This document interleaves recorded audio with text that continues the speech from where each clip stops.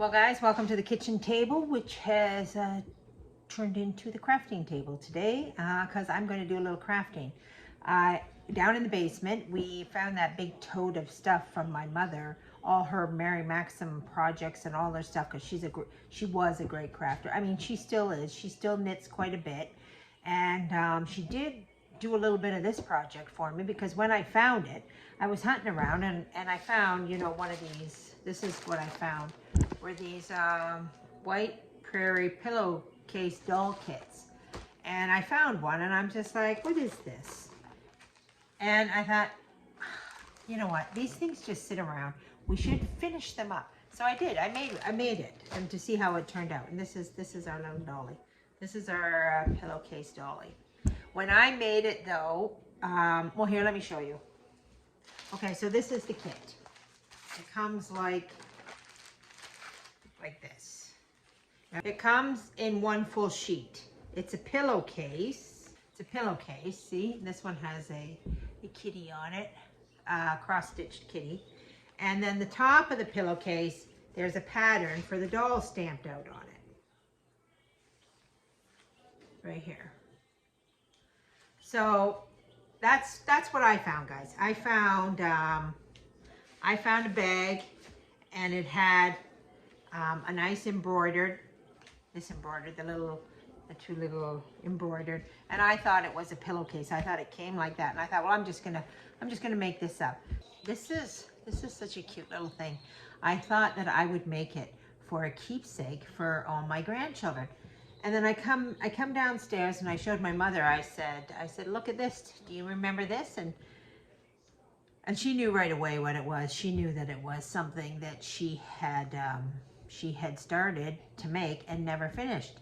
And then she told me that it didn't actually come like this. Like she had done this embroidery work, that it didn't come like this. And I was like, you did this? And she said, yeah. And I said, oh, So in the old days, you would someone was getting married, you as a mom, or as a woman, you would buy maybe a set of pillowcases, and you would embroider something fancy in them, and you would give that for a shower gift or a wedding gift. You would crochet around towels and doilies and stuff, and these are the things that women handed out to other women for wedding and shower gifts. I'd like to go to the thrift stores and I'd like to find some of this needlepoint work, but I haven't been able to see it to date. So I'm still looking, because I have 7 granddaughters and I want to give each one of them a pillowcase dolly. So what I did was before I cut out the pattern pieces, because they're stamped right on here, right? They're stamped. Can you see that? There we go. They're stamped right on there. I copied them and I made some pattern pieces for myself so I could recreate the doll. And then I went, every time I go to the thrift store, I try to find something. I found this. So I'm going to make, put a little apron around. I found this piece of doily, but a lot of the stitching is gone out of it. So I might have to replace some of the needlework. But my mother also had 2 more of these kits in the basement. So we found them in that box, and then I brought them upstairs, and she actually finished, this one's cross stitch. The other one is needlepoint. Very pretty needlepoint. So she did this, and she said she finds it hard to do it now in her old age, because it's hard to see and it's hard to work the fingers, and these are the things that happen in our old age, guys. Everything becomes just so much harder. Nothing is easy. It's a dirty, rotten shame that it takes us to our old age before we can appreciate the work that goes into things like needlepoint and sewing and crafting and all that stuff. Because when we can't do it anymore. So anyway, I have 7 grandchildren, so I'm going to make them all a pillowcase doll. I have 3 daughters, and so my oldest granddaughter in each one of those family is going to get a pillowcase dolly that has my mother's handiwork on it. The rest of them are going to get some sort of thing that I find at the vintage store, whether it's, you know, a thing like this that I can cut up or whatever I can find. I really would like to find pillowcases. But anyway, so that's what I'm working on today, guys. I'm working on getting together my pillowcase dolls because these are gifts. And what I want to do as a grandmother is I want to give my kids gifts that they can treasure, that they can keep with them. There's so much junk out there in the world today. It's just a world full of junk. You know, your Hasbro and your Mattel and your all these toys, they got the lifespan of 2.5 seconds. They're just awful. It's so much nicer for you to give something that they can treasure in the long run. What I do is, because I make primitives, and I'm going to make some of those on here too. I'm going to take the time to do the Sunday vlogging to do a lot of my craft work. So for one thing, so I get it done. So this is going to motivate me to get these projects done. I have one dolly. I have 6 more to make, and I want to get at it. So I can cut out these from the pattern already made, or I can cut out from the pattern that I created. And I've got an old pillowcase here. What I do is when I'm out and about at thrift stores, or, you know, even if people throw away linens, old linens or old tablecloths. This is an old sheet, a great big sheet that I scavenged from somewhere. And I will cut that up and I will turn all that into little dollies of some sort, whether it's these dollies or it's primitive dollies or it's my other projects that I'm working.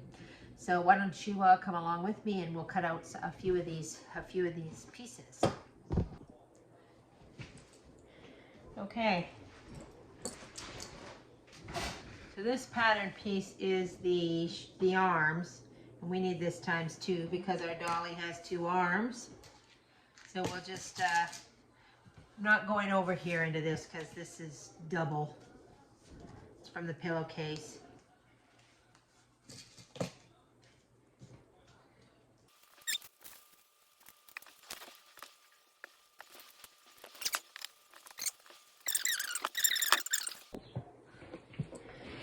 Okay, we managed to do all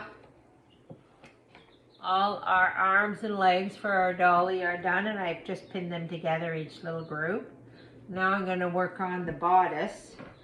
So I need 4 of these cut out, and then my 2 that are on the pattern pieces already stamped out.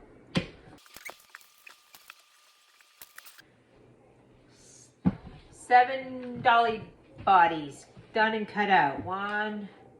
6, 2, 3, 4, 5, 6. The 7th is already made, so that's the good news. And you know what? Like all things, real life interferes with my crafting, and I have to stop because it's supper time. So I gotta clean all this up, put it away, and move on to supper. All right, here I am up in my little crafting corner of the world, up where my sewing machine is and where I do a lot of the crafting, to sew my little dollies that I've cut out. This one, look at, my mother has embroidered my granddaughter's name across there. So this little dolly is going to go out to my granddaughter Colette, whose birthday is coming up very fast. It's June 15th. So luckily I already have this dolly done, and Colette watches all my videos, so she's going to be a little bit thrilled to see that she's getting this. I'm not too worried about that. Gives them something to look forward to. Yeah. And they probably would love to hear Grandma shout their names out more. I have many more grandchildren other than Ava. I just started this channel with Ava, so she's the one that always gets mentioned, and she's the oldest. But Colette will be turning 8. Yeah, I believe she's turning 8. I have 9, so I have a hard time keeping them a little bit straight. 9 grandchildren, and then I have 3 nieces and a nephew that I'm also pretty close to. So that makes 11 kids altogether that I'm buying for and looking after and giving hugs and kisses to. So let's make our dollies. This here is a Sears Kenmore sewing machine. I paid $40 for it on Facebook Marketplace. It is like a Sherman tank, this puppy. It's probably far the best sewing machine I have ever owned. Of course, it's good and vintage, but I have bought many a new Singer or Brother $100 sewing machine. They do not last and they are junk. So going back to this old school baby for only $40, that was incredible. So I've got all my little dollies cut out, and I'm going to just sew them up right now. This is an arm.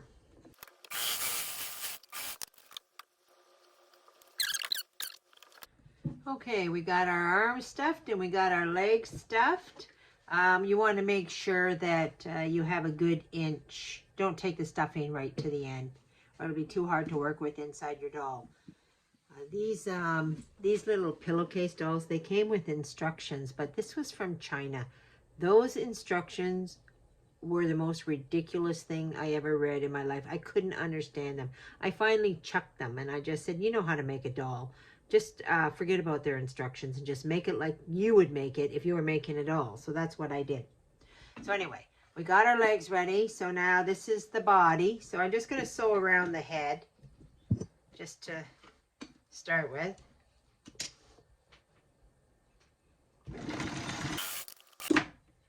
Now that that's done, we have to stick our arms inside. So I'm just going to line that up there like that. Fold that over. Maybe I'll put a pin in it so I'm not fighting it. Oh, sorry, it's got to go inside. That was almost a big mistake. I'm just going to sew down this whole side here.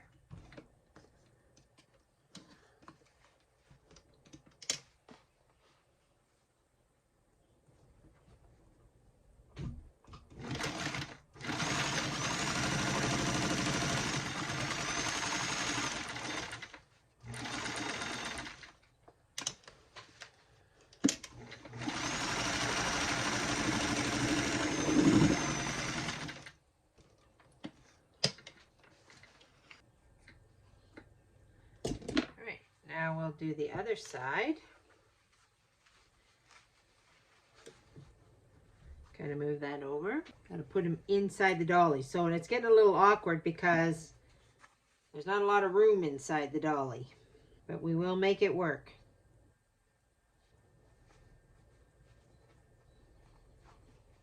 There we go.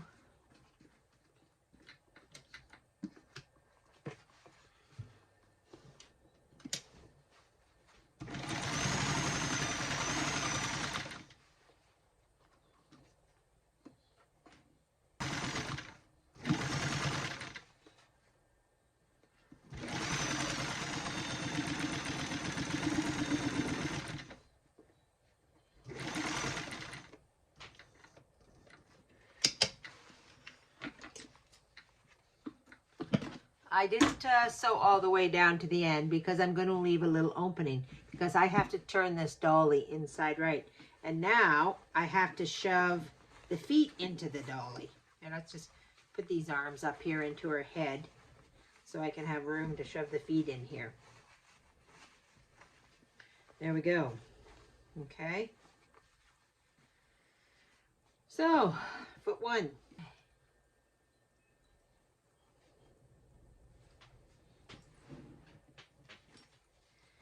And foot two.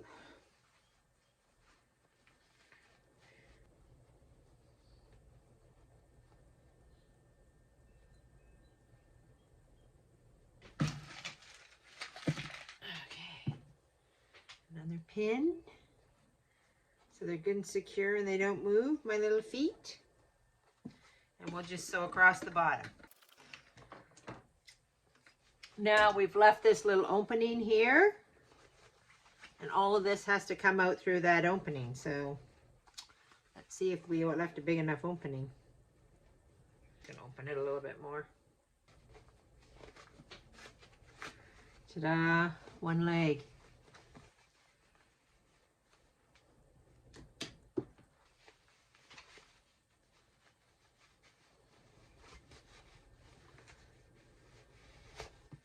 Two legs.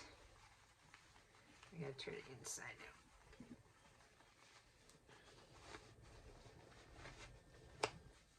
out.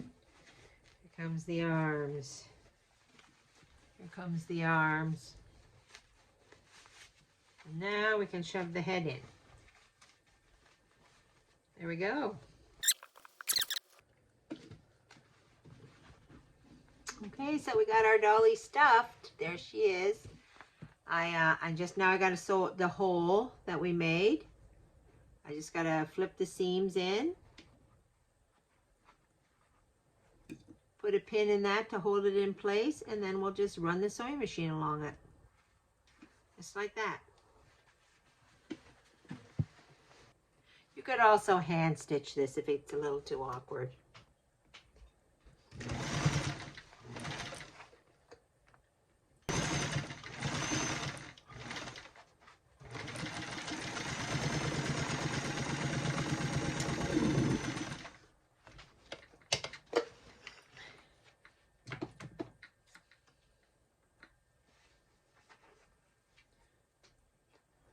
Guys, so this is dolly number 2, her body.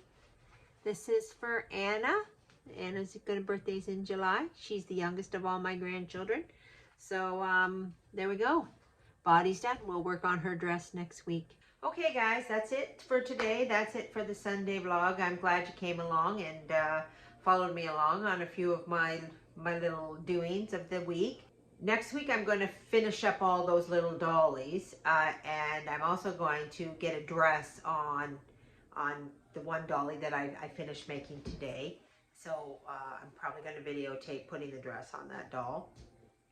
What I do is I leave that at my sewing table, and for the next week, I'm not very good at just getting at one job and just getting it all done. Sewing jobs like that, I make myself before I go to bed, go over there and do, you know, sew a couple legs, sew a couple bodies, stuff a little this, stuff a little that. I make myself work on it every single night when I have a project like that, and that way I can get the job done if I force myself. There's this thing about procrastination going around the internet like it's not your fault. I don't really get that. If you procrastinate, how can it not be your fault? You're the one doing it. You know, like there's some sort of chemical imbalance in there that's making you not do things. I mean, certainly, I cannot do things. I can procrastinate all day long if I wanted to. I can put things off. I can scroll through a reel. I can do all that stuff. I can waste an hour quicker than, you know, blinking your eyeballs. I have to make myself do these jobs. I have to make myself say, no, you have to do this. You want to get these dollies done for your grandchildren, especially in the age of the internet. It's just so much easier to go on your phone and just look at stuff than to actually be productive and do things. So anyway, that's kind of my rant for the day, guys. We also had our end of school production. Our school finished this week, and all my little grandchildren put on a production for the delight to the parents, and it was very delightful. It was very delightful. Job well done. These kids are extraordinary. So I'm going to leave you with a little tiny blip of the school production because I just thought it was so worth showing. The majority of my grandchildren are in that. The only ones that aren't are the ones that aren't school age. My grandchildren go to a private school run by nuns. It's very, very small. But they are exceptional. Of course, Ava's the lead in this. She has an exceptional singing voice, so you might enjoy that. And I'm just going to see if you can point out who all my grandchildren, my nieces and nephews are. I'll tell you who they are so you can watch them. They're singing Do Re Mi from The Sound of Music. The Do's, that is my granddaughter Kate and my niece Ellie. The Me's, the Me section. The little blonde in that section is my granddaughter Amy. The Fa's are Doug and Logan, the two blondes, right? And the So's are Colette, the blonde, is my granddaughter, and Abigail is my niece. And the Laws are Cecilia and Audrey. Cecilia's the one with the glasses, and Audrey is the blonde, and she's my granddaughter. So I hope you enjoy that, because we sure as heck enjoyed it. I could listen to it over and over again. I could listen to Ava sing any day of the week. She has such a beautiful voice. So that's it, guys. God bless and enjoy the show.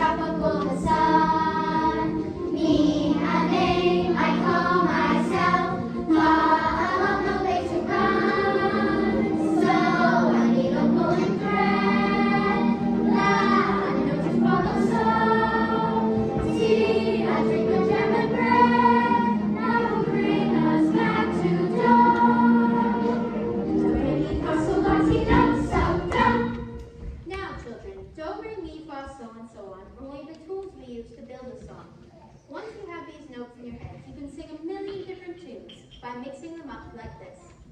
So, do, lo,